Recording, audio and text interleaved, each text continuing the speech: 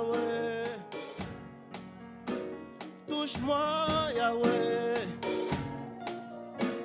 Touche-moi, Yahweh. Touche-moi, Rabbi. Oui, dis Seigneur, touche-moi ce soir. Dis-lui Seigneur, touche mon cœur ce soir. Seigneur, j'ai peut-être expérimenté un bonheur éphémère. Mais ce soir, ce que je suis venu chercher, c'est le bonheur que tu m'as promis. Je suis là pour toi ce soir, Seigneur. Je suis là pour toi. Là pour toi. Là pour toi. Je suis là pour toi. Là pour toi. Là pour toi. Je suis là pour toi. Je suis là pour toi. Là pour toi. Là pour toi. Là pour toi. Là pour toi, Jésus. Je suis là pour toi. Je suis là pour toi. Là pour toi. Là pour toi. Là pour toi. Là pour toi. Embrasse-moi. Je suis là pour toi. Là pour toi. Là pour toi.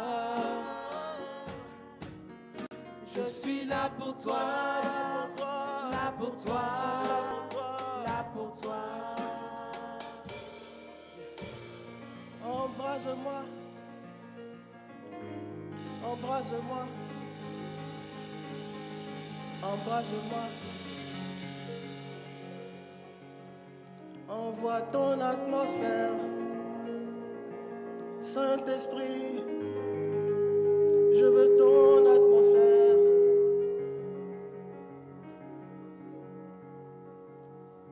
Oui, Saint-Esprit, merci. Merci pour ta présence en ce lieu. Tu es désiré et tu es présent. Tu es honoré en ce lieu. Nous ne sommes rien sans toi. Et nous nous attendons à toi ce soir. Viens nous conduire dans les profondeurs, dans les mystères de la parole.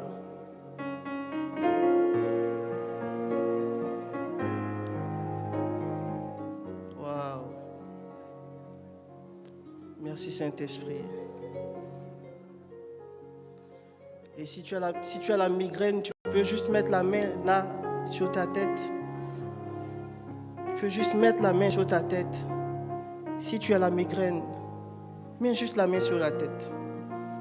Mets juste la main sur la tête. Et laisse le Seigneur te visiter maintenant. Laisse-le prendre cette douleur. La Bible déclare que par ses meurtrissures, nous sommes guéris. Oui, Seigneur, merci de guérir tes enfants. Merci de les libérer de ce mal.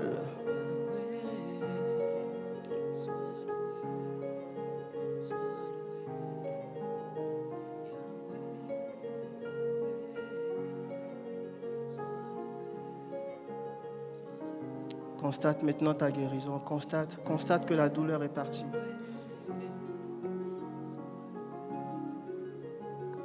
Merci Saint-Esprit. Merci Seigneur Jésus pour ta fidélité.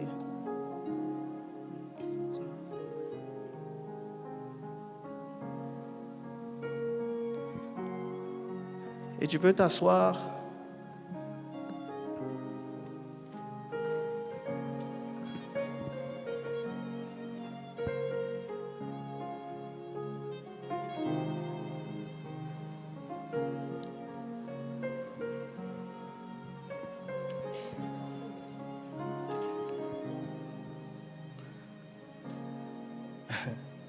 Wow. Ton bonheur commence ce soir par ta guérison.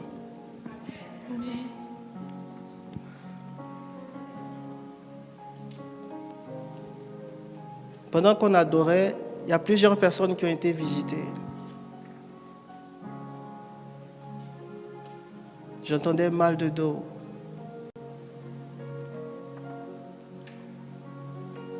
Et je veux bénir ton nom, Seigneur. Merci pour ce que tu es pour nous. Bien-aimé, tu es venu ce soir. Est-ce que tu as salué tes frères et sœurs? Actuellement, il y a une grippe virale, on dirait.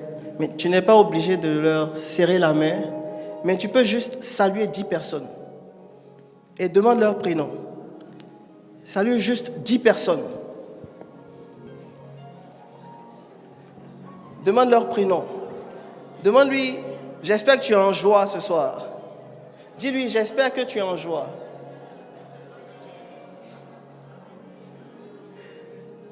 Relâche la paix que Dieu t'a donnée dans sa vie. Dis-lui, reçois la paix du Christ. Reçois la paix de Jésus-Christ.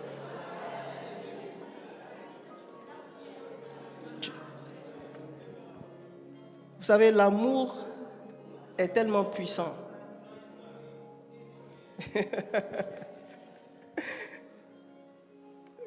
y a des gens qui veulent toujours relâcher l'amour, la paix.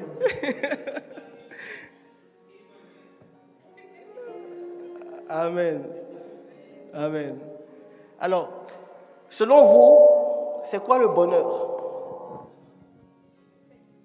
Juste deux personnes qui peut définir le bonheur selon lui. Il n'y a pas de mauvaise réponse. Oui? Le bien-être? Le bien-être, se sentir heureux, la paix du cœur, la joie. Wow. Mon prénom c'est Ange. Emmanuel. Enchanté. Waouh, le bonheur c'est Emmanuel. Florian.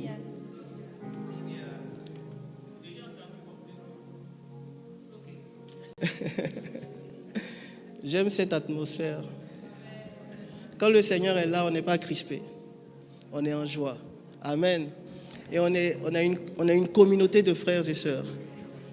Entre frères et sœurs, il y a la paix, il y a l'amour, il y a la sincérité. Parce qu'il y a Dieu au milieu. Amen. Alors, vous avez dit que le bonheur, c'est la joie, c'est la paix du cœur, tout ça. C'est vrai. C'est vrai. Mais le problème, c'est comment on obtient cette paix. Le bonheur est défini par comment obtenir cette paix et la garder et la conserver. Comment obtenir ce bonheur et le garder pour l'éternité. Ce n'est pas évident. Hein? Surtout dans ce monde-là. Il y a tellement de choses qui viennent nous déstabiliser. Et j'ai fait quelques recherches et j'ai vu que le dictionnaire Larousse définit le bonheur comme étant un état de pleine satisfaction. Mais le dictionnaire Larousse ne dit pas pendant combien de temps. Donc le monde définit le bonheur comme un état de pleine satisfaction, mais en même temps le monde dit que l'homme est un éternel insatisfait. C'est assez paradoxal quand même. Et c'est vrai, il y a beaucoup d'exemples qui montrent cela. Quand tu vois l'homme face à l'évolution de la technologie, il y a un nouvel iPhone qui sort, tout le monde veut le nouvel iPhone. Il y a une nouvelle technologie qui sort, on parle de l'intelligence artificielle, tout le monde s'y intéresse. On parle d'une nouvelle télévision qui est sortie, qui intègre l'intelligence artificielle où tu peux être à 10 km de chez toi et puis allumer ta télé, l'éteindre. Tout le monde s'y intéresse. Et tout ce qui vient de nouveau, on commence à désirer ça et négliger ce qu'on a. N'est-ce pas? On commence à désirer le nouvel iPhone et négliger l'ancien iPhone qu'on a. De la même manière, on commence à désirer une nouvelle femme alors qu'on est déjà marié. Et on se rend compte à un moment donné qu'on a laissé le bonheur en route. pour quelque chose qui est éphémère, pour un plaisir éphémère. Et le bonheur de ce monde est caractérisé par ça. Le bonheur de ce monde est tellement éphémère et tellement fake, excusez-moi, que en s'attachant à ça, on perd notre vigueur. On perd notre paix. On perd les projets que Dieu a formés en nous. Amen. Amen. L'homme devant les relations humaines. Aujourd'hui, tu as un ami, une amie, et après, c'est plus ton ami. Et personne ne sait pourquoi. Genre, vous avez arrêté de vous appeler comme ça. Ou bien il y a eu un petit problème, et puis on décide vite de se séparer. Très vite. Et ça caractérise l'homme de ce monde. Amen. L'homme de ce monde. Ça caractérise l'homme qui est dominé par sa chair. Parce que l'homme qui n'est pas dominé par sa chair est guidé par son esprit. Maintenant, de quel esprit il s'agit? C'est ça le problème. Pendant cet enseignement, cette prédication, on va essayer de décortiquer un peu. La sœur a parlé du thème. Le thème, c'est le secret du bonheur, ce qu'il faut fuir et ce qu'il faut rechercher. Parce que dans la vie, il y a deux chemins. Il n'y a pas, je veux dire, quand je dis deux chemins, je parle du bien et du mal. On ne peut pas être au milieu, on ne peut pas être entre deux. Et dans le monde spirituel, qui a une influence sur le monde physique, est caractérisé comme ça. Donc, si on n'a pas conscience que nos choix sont soit bons ou mauvais, on risque de faire du relativisme et vendre ce qui nous appartient. Vous savez, quand Satan a tenté Jésus, il lui a dit, voici, tu vois, tous les royaumes de la terre m'appartiennent. Mais qui a donné ces royaumes à Satan? À votre avis, c'est qui? C'est Dieu qui a fait, mais Dieu ne lui a pas donné. Qui lui a donné? C'est nous. C'est nous. C'est comme ça qu'on lui donne nos richesses. Et après, on se plaint. On se plaint que la vie ne mérite pas d'être vécue. On accuse Dieu. Pourtant, ce n'est pas la faute à Dieu. Nous avons troqué notre bonheur. Nous avons troqué nos grâces. Nous avons troqué nos bénédictions. Sans le savoir. Je suis sûr que vous le savez. Vous ne le saviez pas quand vous avez fait ça. Je suis sûr. C'est vrai ou pas? Personne ne répond. C'est comme ça qu'il y a des gens qui vont commencer à vouloir devenir autre chose. Ils sont nés hommes, mais ils vont vouloir devenir soit des extraterrestres, ils vont se faire pousser des cornes, ou bien ils sont nés hommes, ils vont vouloir devenir des femmes. On est éternellement insatisfait. Moi, j'ai rencontré un monsieur qui était devenu femme et après qui a dit non, mais ça, c'est bizarre. Je veux redevenir homme. J'étais un peu choqué quand même, mais bon. Alors, est-ce que ça veut dire que le bonheur est une illusion? Vu que tout ce qu'on voit autour de nous et ce que nous-mêmes on expérimente est juste éphémère, est juste passager, est-ce que ça veut dire que le bonheur n'existe pas, à votre avis? Le bonheur n'est pas une illusion. Il y a des gens sur cette terre, et je ne vais même pas prendre l'exemple de Jésus, parce que si je prends l'exemple de Jésus, il y a des gens qui me disent c'est Jésus. Et il y a toujours des gens comme ça. Quand tu fais quelque chose de bien, ou bien quand tu aspires à quelque chose de mieux, on dit tu penses que tu es Jésus. Parce que pour eux, c'est impossible en tant qu'homme d'atteindre certaines dimensions. Vous voyez comment Satan nous ment. Alors, il y a des exemples dans ce monde, des gens qui ont véritablement expérimenté le bonheur. Je prends le docteur Denis Mukwege. Il est prix Nobel de la paix. Ce monsieur, il est gynécologue. Il est d'origine congolaise, Et sa vocation, c'est de réparer les femmes. Des femmes victimes de violences, des femmes durant la guerre qui ont été violées. Il prend des risques et il va dans des zones à risque pour extraire ces femmes avec son équipe et il les soigne gratuitement. Et il dit qu'il tire un bonheur profond dans le fait de voir des guérisons. Ce genre de bonheur, l'argent ne peut pas donner ça. Le mari ne peut pas donner ça. L'épouse ne peut pas donner ça. Ton travail, même si on te nomme ministre, gouverneur, ce genre de bonheur n'est pas lié au matériel. C'est lié à la vocation. C'est lié à ce qu'on a en nous. Amen. Amen. Je peux donner un autre exemple. Pierre Rabhi, c'est un agriculteur français. Lui, il avait beaucoup d'argent, il vivait en ville et il a décidé de se retirer en campagne. Pourquoi? Il a dit, je crois en Dieu, créateur de toutes choses. Et j'ai tellement confiance en lui que je ne crois pas que la terre va me procurer du malheur. Donc, il prône la sobriété. Il prône la sobriété. La vie simple, en cultivant la terre. Son bonheur, c'est d'être en contact avec la création. C'est juste ça. Et il a dit un truc qui m'a vraiment marqué. Il a dit, je crois en Dieu, mais je ne lui donne aucune identité. Ça veut dire que Dieu, il n'est pas dans la religion.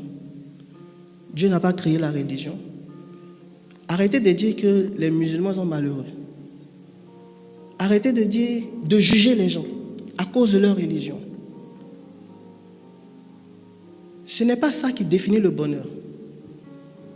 En chacun d'entre nous, Dieu a mis quelque chose. Même s'il est musulman, même s'il est bouddhiste, peu importe. Gandhi était heureux, mais Gandhi n'était pas chrétien. Donc le bonheur n'est pas lié à la religion. Amen. Amen. Donc, comme je disais, le bonheur est en nous, il existe. Il a été placé en nous. Souvenez-vous de cette phrase, de cette affirmation de Dieu. Il dit, je connais les projets que j'ai formés en toi.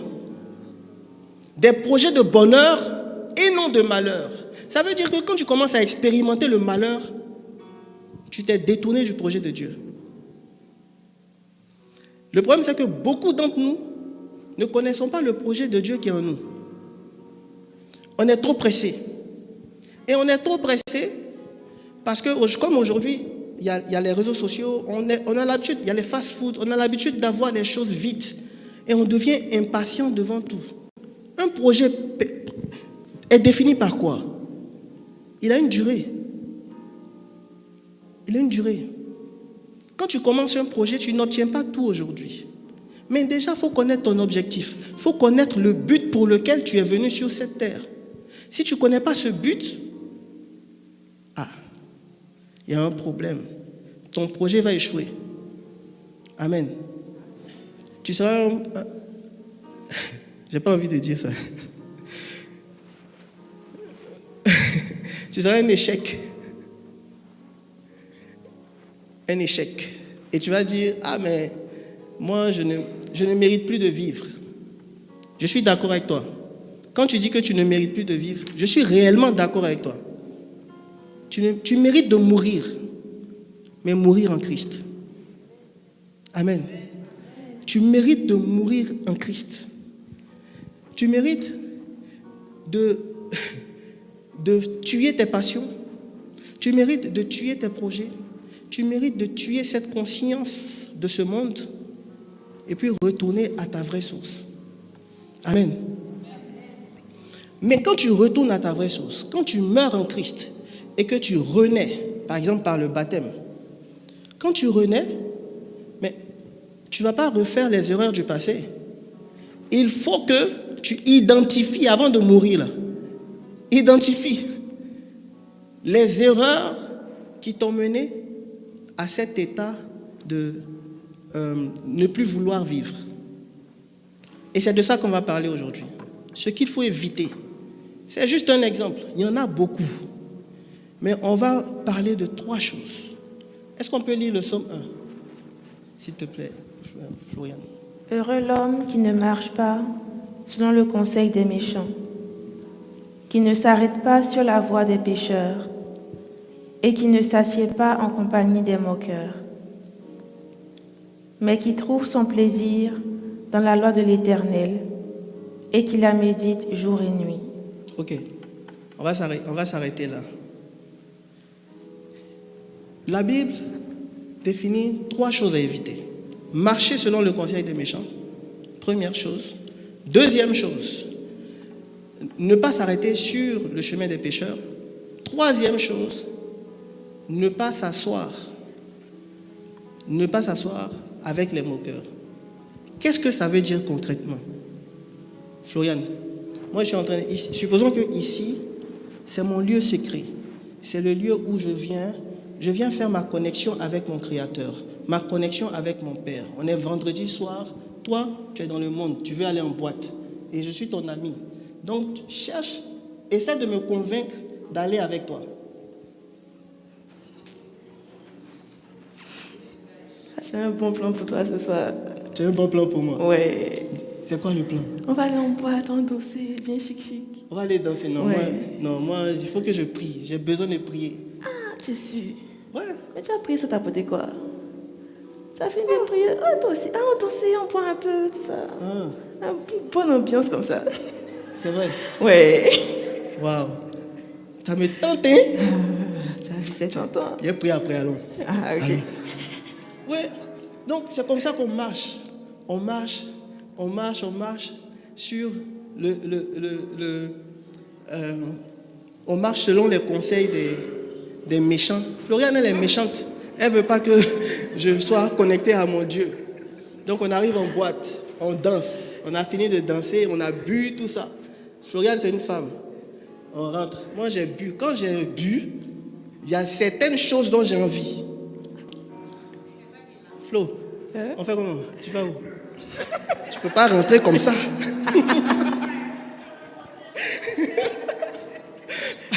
Allons se reposer un peu. Tu n'es pas fatigué? Tu n'es pas trop stressé?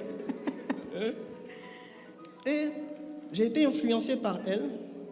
Et chaque vendredi, maintenant, j'arrive en boîte. J'attends plus d'invitation. Flo ne m'a pas invité. Parce que j'ai été contaminé. Je m'arrête maintenant en boîte. Je commence à draguer les filles. Avant, je cherchais Dieu. Maintenant, je cherche les démons. Maintenant, Flo, viens en boîte. Toi, tu as arrêté d'aller en boîte. Mais donne ma vie à Dieu. Hein? Demande-moi, je fais quoi ici? Mais toi, tu fais quoi ici? Aïe, tu veux manger? Je suis venu déstresser un peu. Mais elle priait là, tu as oublié. Non, on est trop stressé, arrête ça. On est trop stressé. Il faut qu'on s'amuse un peu. C'est vrai, on prie, mais de temps en temps, il faut s'amuser. Ouais. Donc, ça va? Bon, ça va. On fait comment après? On se reposer. Ouais, alors, on va se reposer.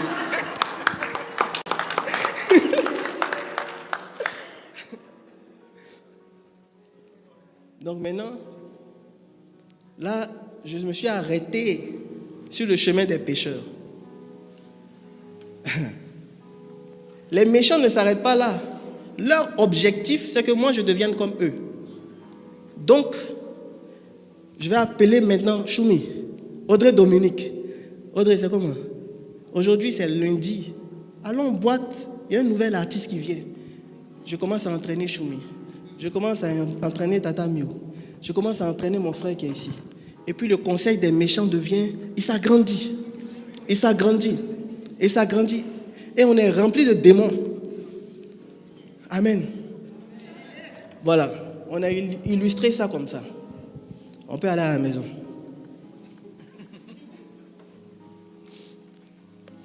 Alors, on va parler un peu, on va prendre un exemple dans la Bible. On va quand même prendre un exemple biblique pour parler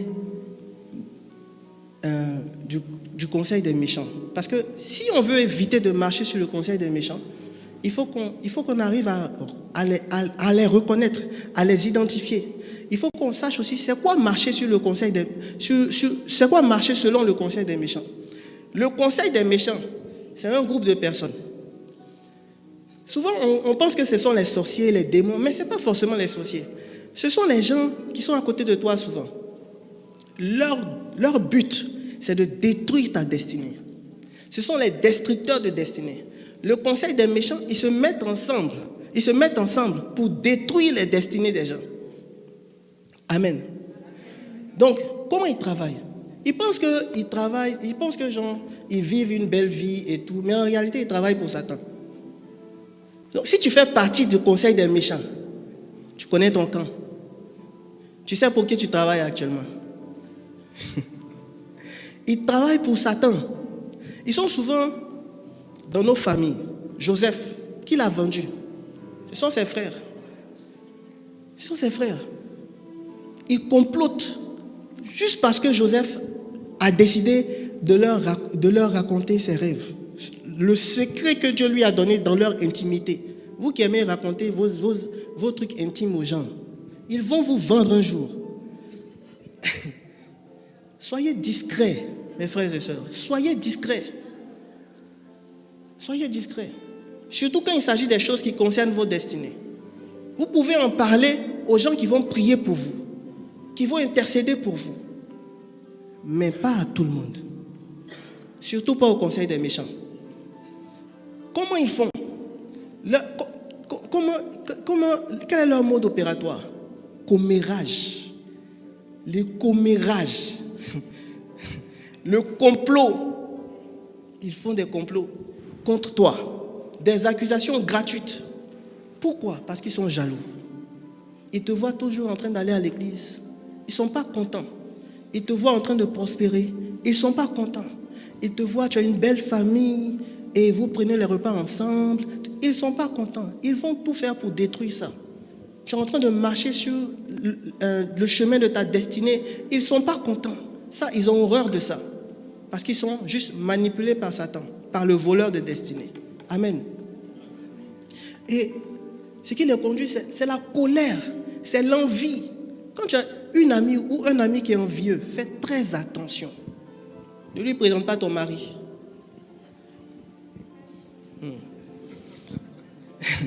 Si tu lui présentes ton mari,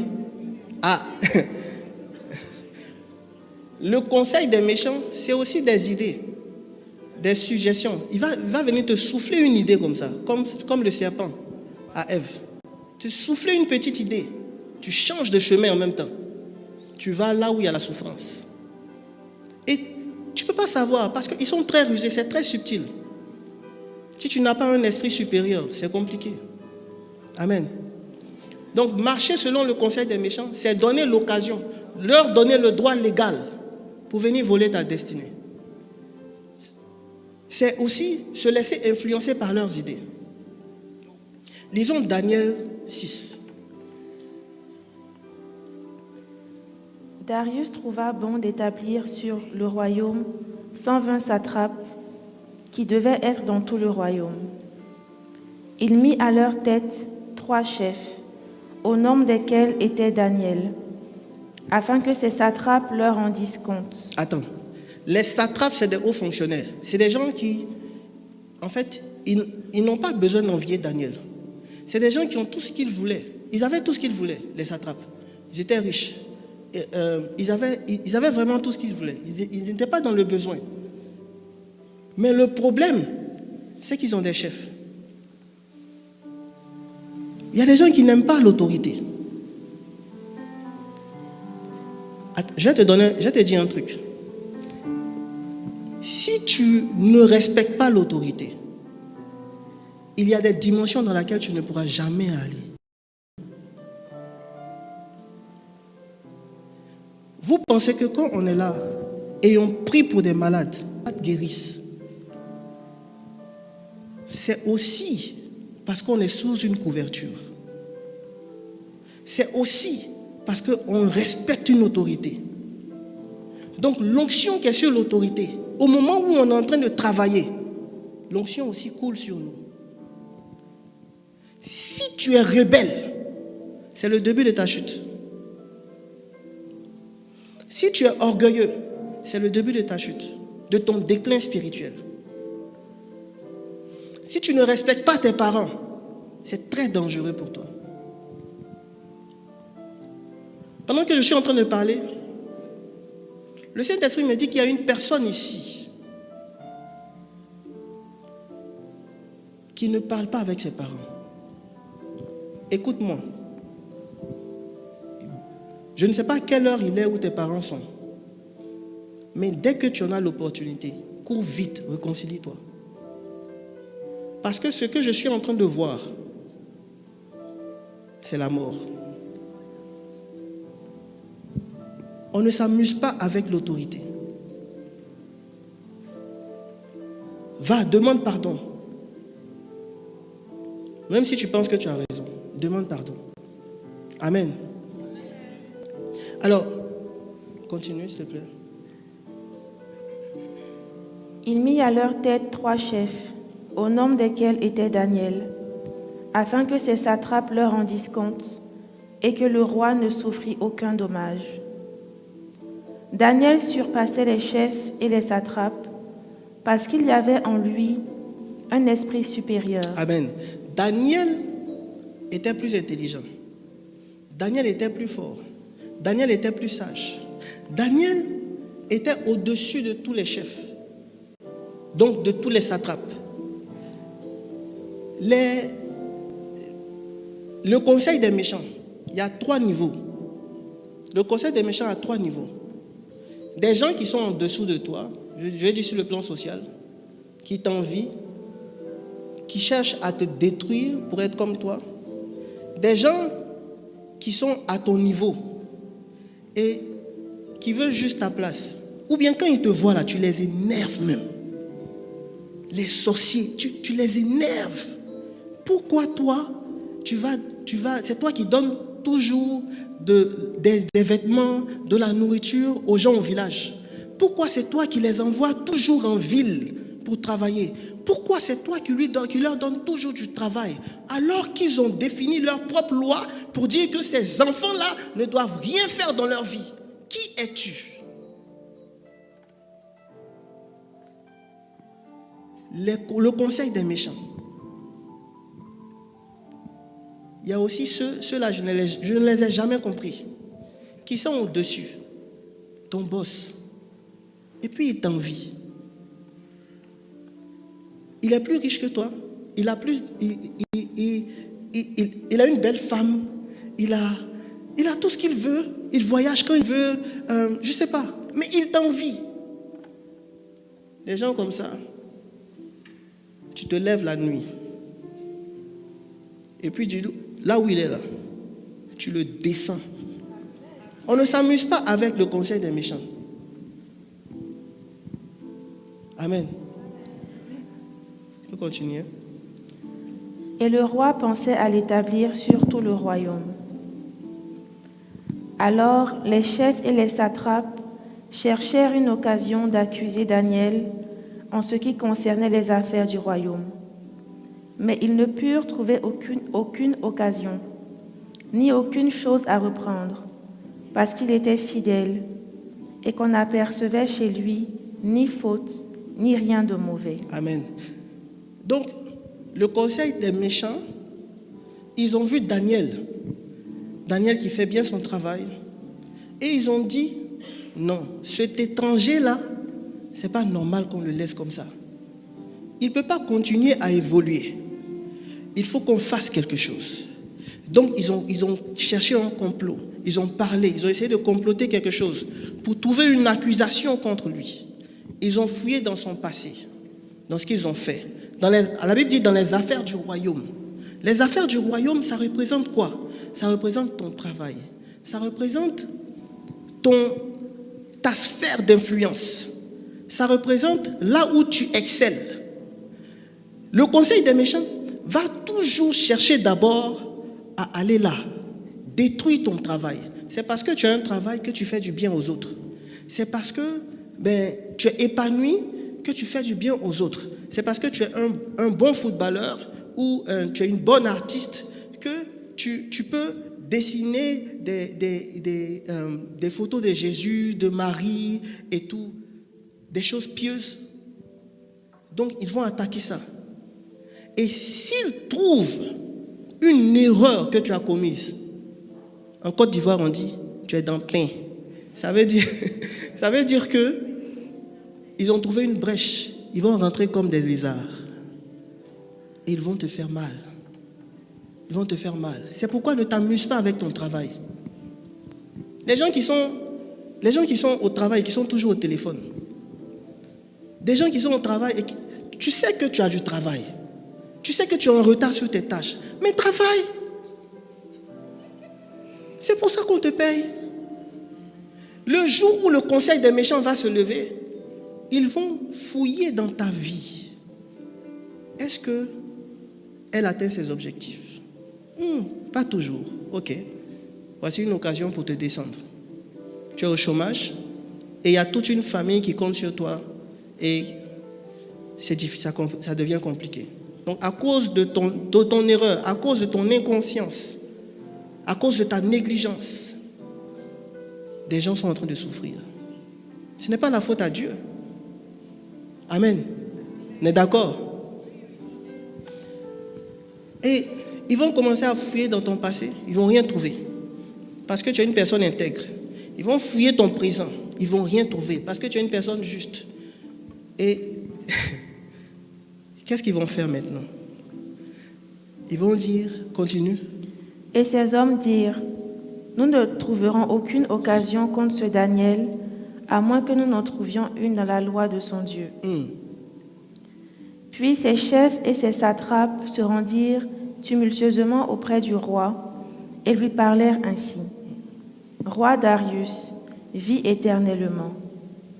Tous les chefs du royaume, les intendants, les satrapes, les conseillers et les gouverneurs sont d'avis qu'il soit publié un édit royal avec une défense sévère, portant que quiconque, dans l'espace de 30 jours, adressera des prières à quelque dieu ou à quelques hommes, excepté à toi, ô roi, soit jeté dans la fosse aux lions. Amen.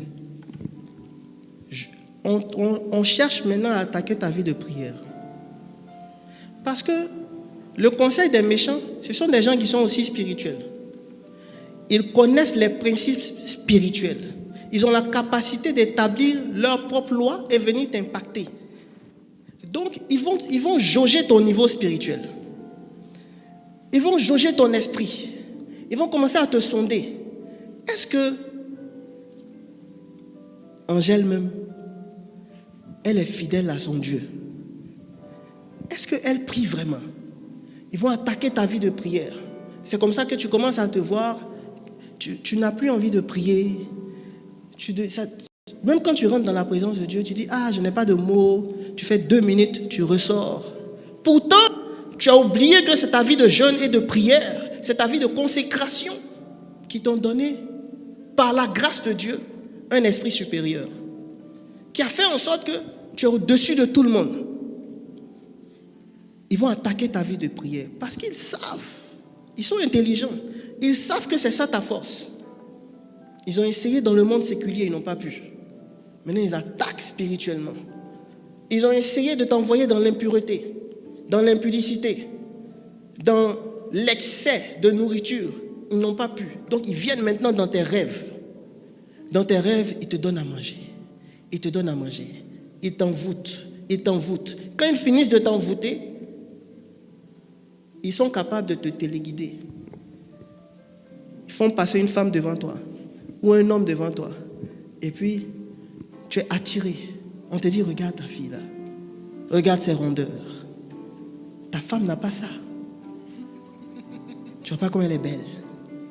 Entre-temps, elle, ils l'ont déjà eu. Donc, on met dans son cœur qu'elle doit t'aimer. Elle doit tomber amoureuse de toi. Dès que tu t'approches d'elle, elle se livre en même temps. Et tu penses que tu es trop fort. C'est le conseil des méchants.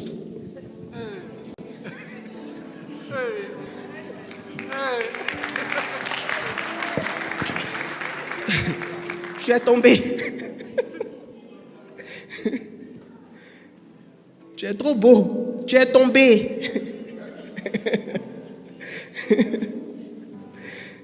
Amen. Sois fidèle dans la prière. Amen. Sois fidèle dans le jeûne. Amen. Sois fidèle dans la méditation de la parole. Amen. Le conseil des méchants, même si un jour ils arrivent à te transmettre une petite tristesse, quand tu vas te lever comme ça, ça sera le feu. Parce que les anges même seront là. Les anges seront là. Ils vont commencer à les flageller. Amen. Amen. Il y a aussi ceux qui se laissent entraîner par les idées qu'on leur donne. Donc, en adhérant à ces projets du conseil des méchants, tu lui offres ton bonheur. Tu lui offres ton bonheur sans le savoir. Et c'est le début de ton déclin spirituel. C'est le niveau 1. Or, on sait que le spirituel domine le physique. Donc, quand ils détiennent ta vie spirituelle, ils détiennent ta vie physique. Amen. Et c'est comme ça que, parce que tu as choisi de mauvaises fréquentations, tu vas commencer à vouloir plaire à tout le monde. Tu vas commencer à te laisser influencer par tes fréquentations. Tu ne peux pas dire non. C'est qui ne peut jamais dire non? Il y a des gens qui sont prêts à se corrompre juste pour conserver leur image, juste pour qu'on ne dise pas « Ah, celle-là, elle est dépassée, elle est démodée, elle est ceci, elle est cela. » Avant, vous vous habillez bien, tes amis et toi. Maintenant, vous commencez à porter des robes qui arrivent ici, au point où vous ne pouvez même pas vous asseoir. Quand vous vous asseyez, c'est gâté. Souillez les yeux des gens. Des pauvres enfants de Dieu. Pantalons plaqués. Ah, c'est ça aussi, c'est vrai. Les pantalons.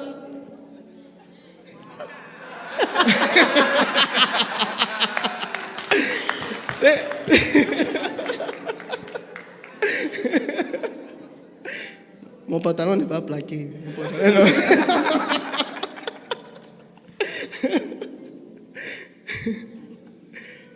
Donc, à un moment donné, tu commences à avoir honte de t'affirmer en tant que chrétien, en tant que chrétienne.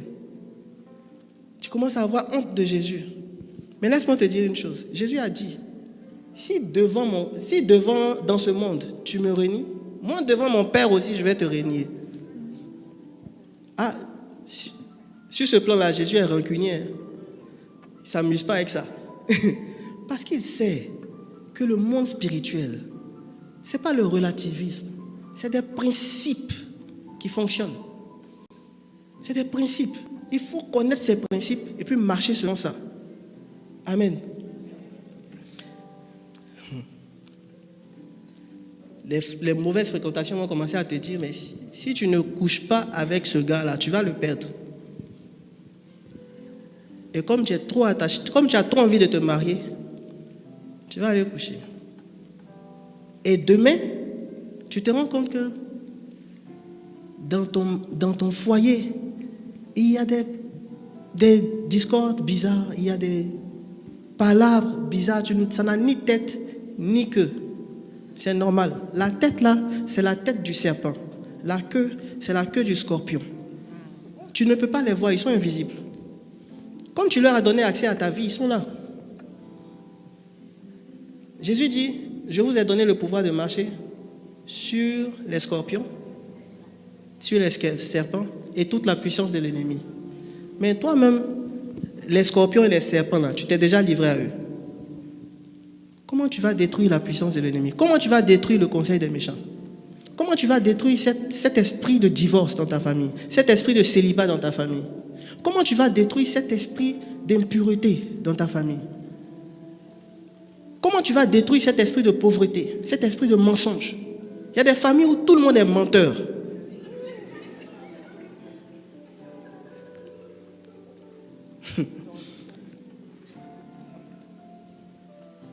On te dit c'est trop bizarre d'évangéliser. Et toi aussi tu tombes dedans. Non, tu dois pas parler de Jésus.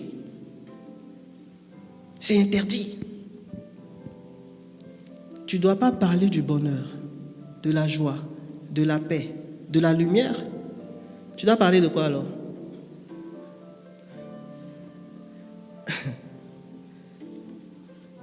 Marcher selon le conseil des méchants, c'est aussi accepter de subir les influences des esprits oppresseurs. C'est-à-dire, tu es là. Et puis, c'est normal d'avoir des envies. Mais quand ça devient oppressant, tu dois prendre autorité. Tu dois prendre autorité. Tu ne dois pas te laisser dominer par un esprit sur qui Dieu t'a donné le pouvoir. C'est une insulte à Dieu.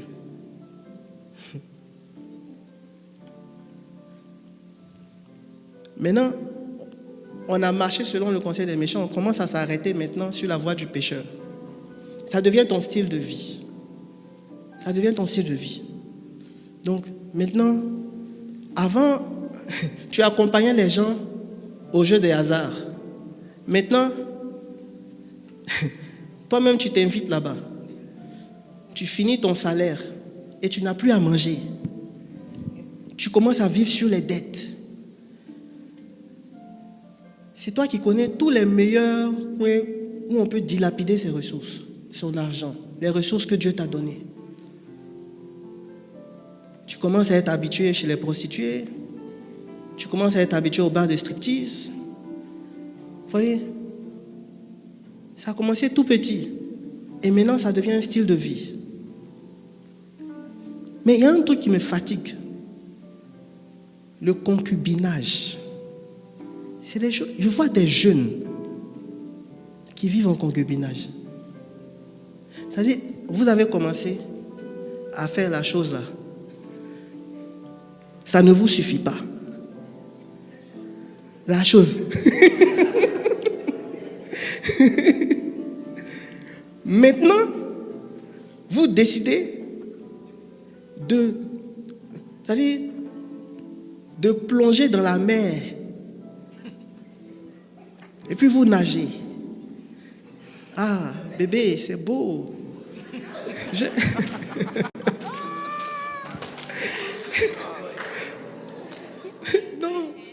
Non, mais franchement, là, vous savez que c'est interdit par l'Église.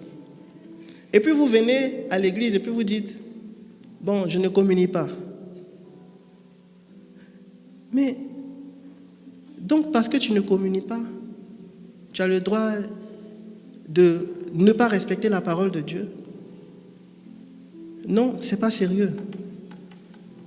C'est pas sérieux parce que après on accuse Dieu. Et c'est ce qui me dérange le plus, c'est que on n'est pas responsable de nos actes. On ne prend pas on n'assume pas nos actes. On accuse Dieu. Alors que Dieu a donné son fils unique. Toi, tu as donné ton fils ou bien ta fille unique pour qui? Dieu a fait ça pour toi. Je ne sais pas si tu as conscience de ça.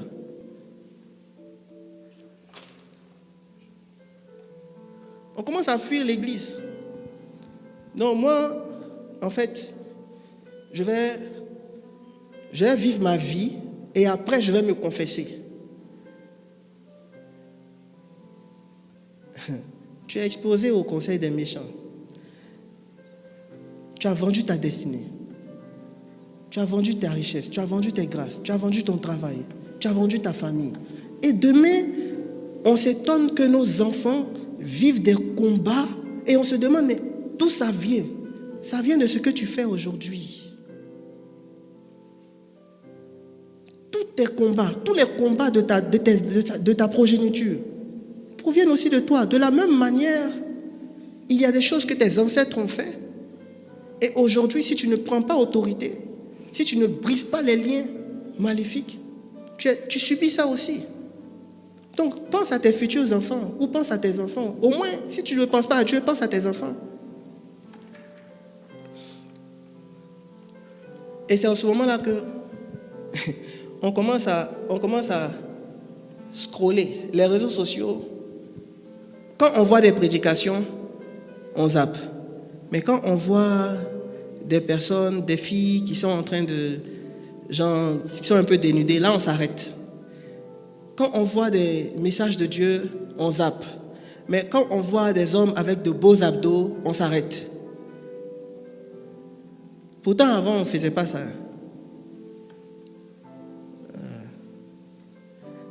Le troisième niveau, s'asseoir maintenant parmi les moqueurs, les Lot là. On dit Lot, Lot est assis à l'entrée de la ville maintenant. Il est en train de causer avec les gens qui, à Sodome, ben c'était l'abomination, c'était une vie impure, pas possible. Donc Lot a quitté Abraham et puis il est allé à Sodome et Gomorrhe et maintenant c'est lui qui s'assoit à l'entrée de la ville. Il est avec les gens qui combattent maintenant Dieu, qui combattent les lois de Dieu. Donc, c'est comme ça que quand tu as donné toute ta substance à Satan, tu lui appartiens. Et comme Satan, son but principal, c'est de combattre tout ce qui est de Dieu, ben, il t'utilise maintenant pour combattre tout ce qui est de Dieu. Et tu sièges maintenant dans le conseil des méchants. Tu sièges maintenant là-bas. Et tu commences à entraîner les autres dans le péché. Et c'est comme ça que tu deviens une porte ouverte pour tes amis. Toi, tu sais que tu es chantre à l'église. Mais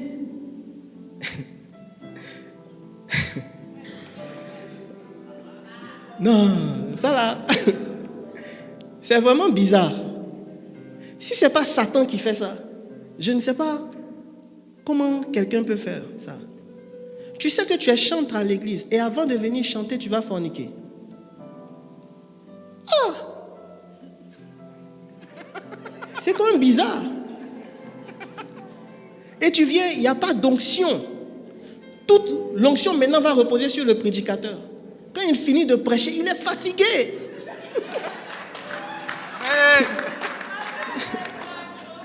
Il est fatigué. Maintenant, c'est là que toi, tu veux venir faire écoute. On ne va plus t'écouter. On ne va plus t'écouter.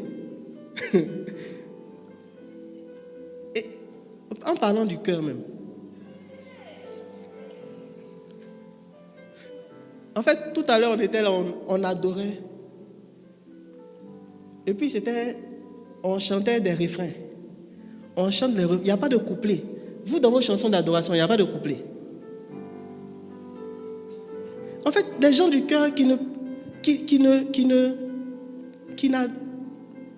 connaissent pas les chants.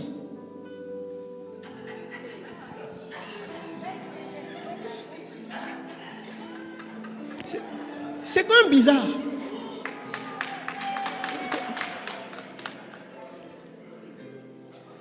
C'est comme si tu vas voir un médecin, mais le médecin ne sait pas où se trouve ton nez. Tu dis tu as le rhume, il commence à examiner ton pied.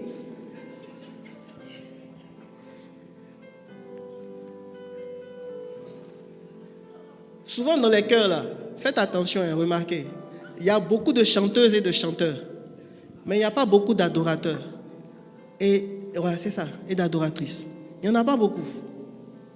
Pour avoir une vie, pour être chantre, en fait, il faut savoir déjà comment tu t'es défini. Est-ce que tu es chantre ou bien tu es chanteuse? Si tu es chantre, ta vie doit être adoration. C'est ta vie qui adore.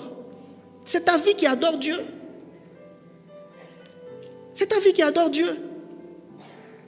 Au lieu de prier pour avoir une belle voix, prie pour avoir une vie qui adore Dieu et travaille ta voix et apprends les chants. C'est tout, c'est pas compliqué. Si tu fais ça, tu vas voir qu'il y aura l'onction. Des gens qui sont dans l'intercession, mais ils n'ont jamais veillé.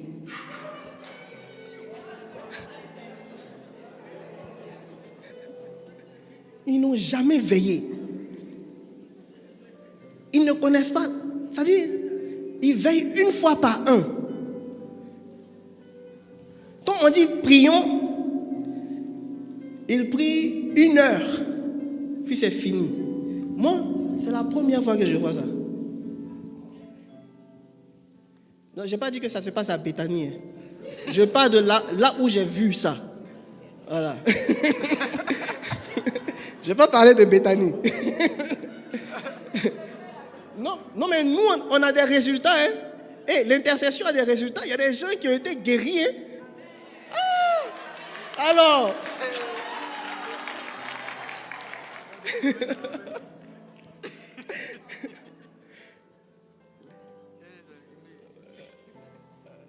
Hein? Dans les deux. Alors, donc les moqueurs, c'est les gens qui méprisent les Daniel. Quand ils voient les Daniel, ils sont aigris. Quand ils voient des gens qui ont une bonne vie de prière, ils sont aigris. Au lieu de chercher à faire comme eux, ils sont aigris. Il y a les moqueurs, ce sont des gens qui parlent toujours mal des autres. Et ce qu'ils ne savent pas, c'est que quand ils parlent, ils blessent. Et tu as blessé un enfant de Dieu. Peut-être que tu as fait ça toute ta vie. Mais un jour, tu vas tomber sur un Daniel. Mais si tu tombes sur un Daniel, tu es morte. Pourquoi? Parce que, voyez par exemple, je vais prendre un exemple concret. Là, on est dans Béthanie. Il y a une fondatrice, c'est la bergère Marie-Chantal qui est là-bas, qui est assise là-bas. Et Dieu l'a établie sur cette mission. Et dans chaque mission, il y a des anges qui sont affectés. Les anges, c'est-à-dire, tu l'as insulté. Tu as insulté la fondatrice. Tu as insulté la servante de Dieu. Tu l'as combattue. Et après, tu viens demander pardon. Tu as demandé pardon. Elle t'a pardonné. Mais l'ange qui veille sur elle, il ne connaît pas le pardon. Il connaît l'ordre de Dieu.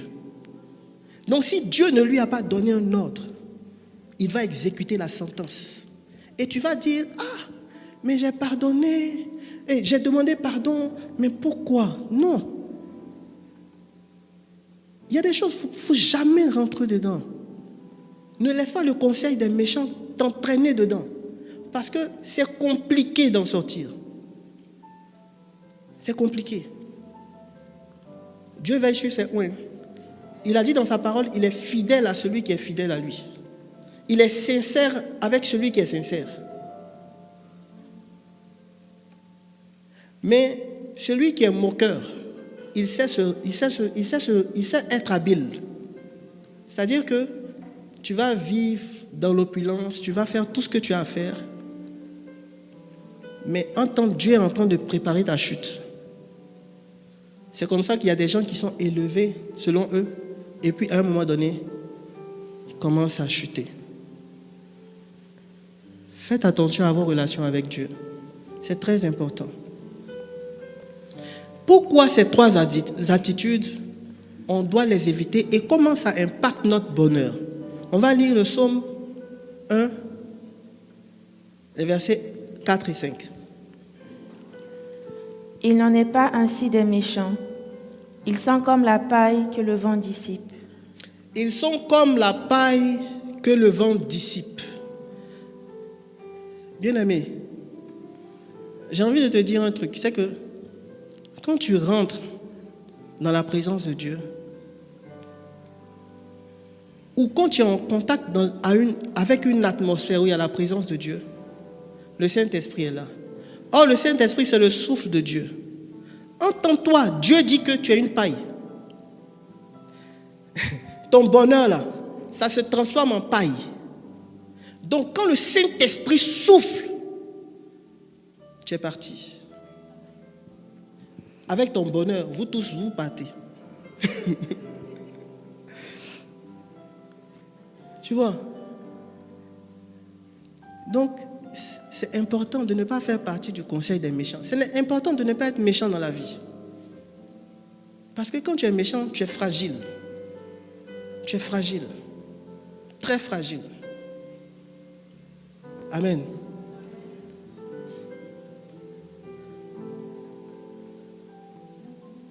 Comment sortir de l'emprise du conseil des méchants? Je pense que j'ai dépassé le temps, donc... j'ai dépassé le temps, non? Ouais, ok. Donc je vais aller vite sur cette partie. Première chose, c'est vraiment de commencer à demander pardon à Dieu. De commencer à faire une repentance sincère. Seigneur, je t'ai offensé. Seigneur, j'ai attiré tes enfants dans le monde. Je te demande pardon. Seigneur, j'ai été influencé, je me suis laissé influencer par le monde. Je te demande pardon. Je te demande pardon. Prends pitié de moi. Prends pitié de moi. Je reconnais que je suis pécheur. Je reconnais que je ne suis rien. Je reconnais mes faiblesses. Prends pitié de moi. Prends pitié de moi. Une fois que tu prends un bon temps de repentance, on va faire ce que Daniel fait. On va lire maintenant, on va lire Daniel 6, verset 3.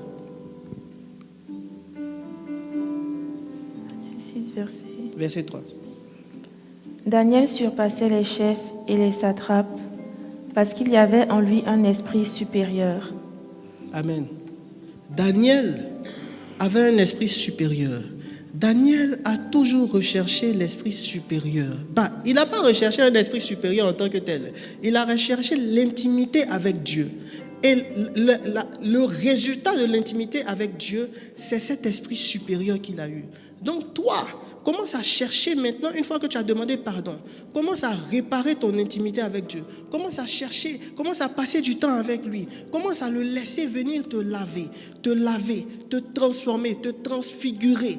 Plus tu passes du temps dans sa présence, plus ta chair est décontaminée et plus il peut entrer dans ton esprit, il peut rentrer dans ton cœur et puis son esprit peut venir féconder le tien. Amen. Amen. Et c'est comme ça que ton esprit commence à grandir. Plus tu passes du temps dans la parole de Dieu, plus tu passes du temps dans la prière, plus tu passes du temps dans le jeûne.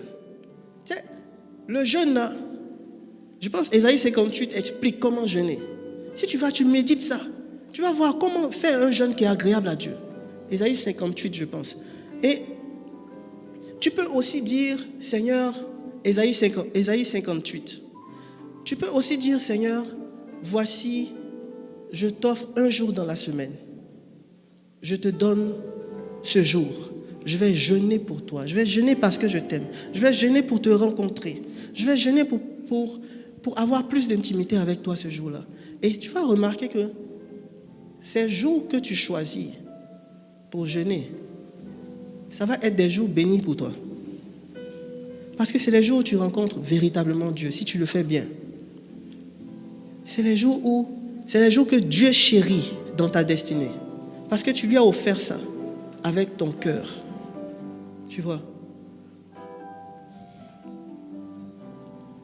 Une vie de prière et de jeûne. Quand on a annoncé à Daniel qu'on allait le jeter dans la fosse au lion, il n'a pas...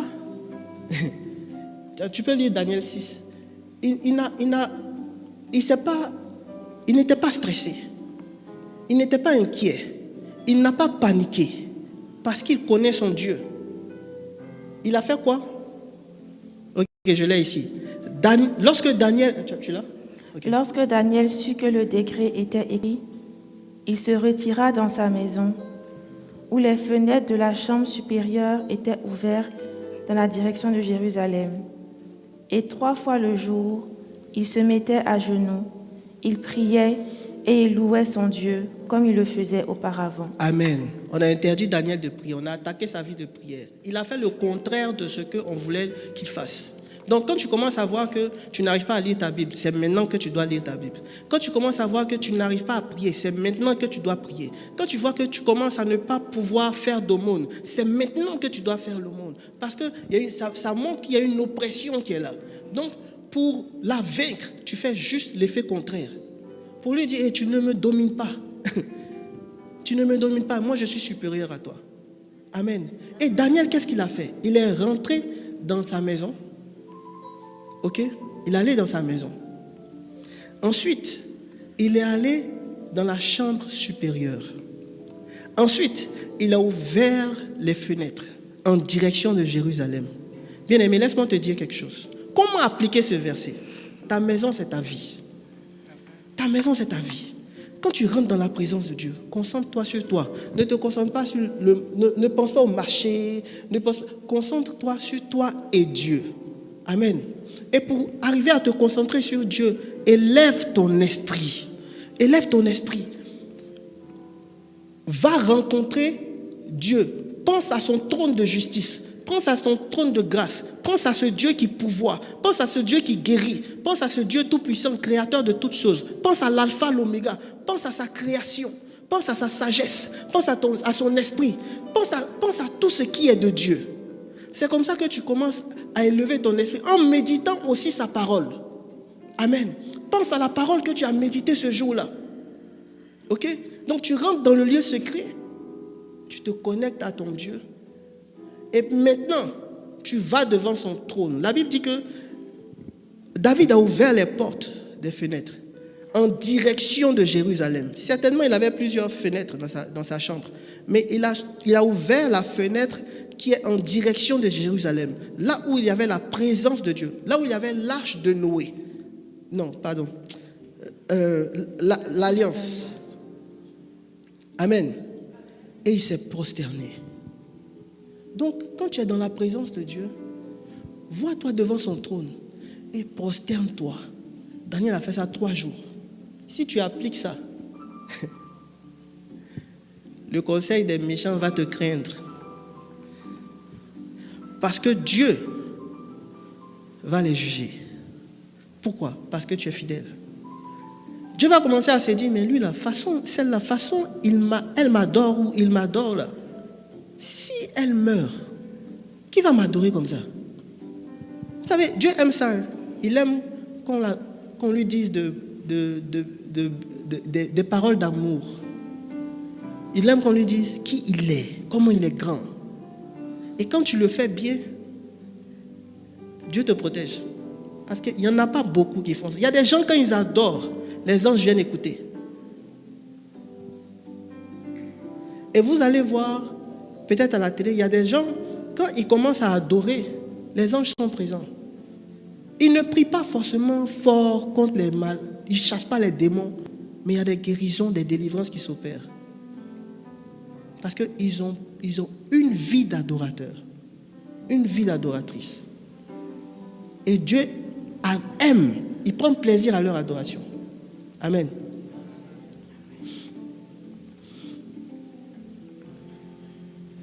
Alors, je pense que on va arrêter là. Donc, on a parlé de la méditation, on a parlé de la fidélité à la parole, on a parlé aussi de la vie de prière et de jeûne.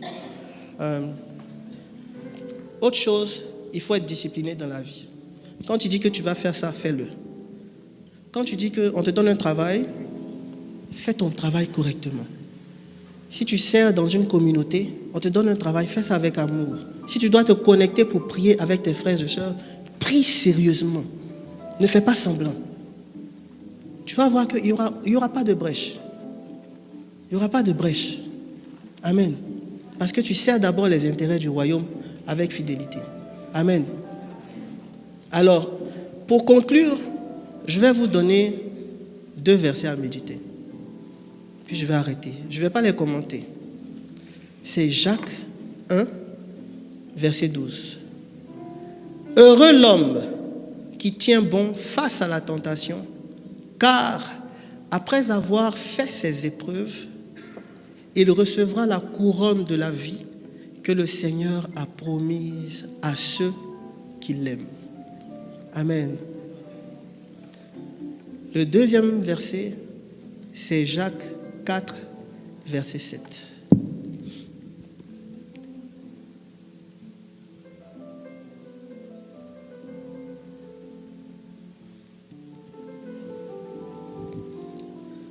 Soumettez-vous à Dieu, Résistez au diable et il fuira loin de vous. Je vous invite à méditer ces 2 versets. Et si tu as entendu la parole et que tu as envie de changer de vie, tu as envie de prendre la décision qui mène à la lumière, la décision qui va te mener au bonheur, là où tu élèves juste la main. Tu as envie de prendre les bonnes décisions. Tu as envie de prendre le chemin de la vie. Tu as envie de prendre le chemin de l'amour, le chemin de la paix, le chemin de l'humilité.